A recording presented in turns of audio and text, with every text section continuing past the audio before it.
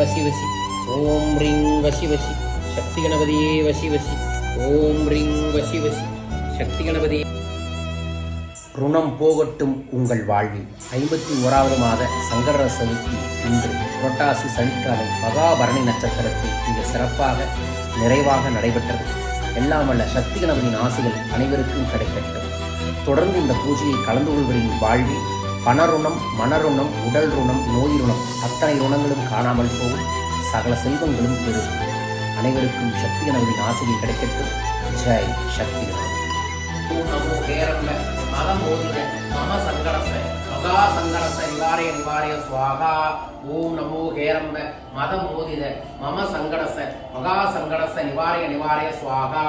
ஓம் நமோ ஹேரம்ப மதம் ஓதின மம சங்கடச மகா சங்கடச நிவாரய நிவாரய ஸ்வாகா.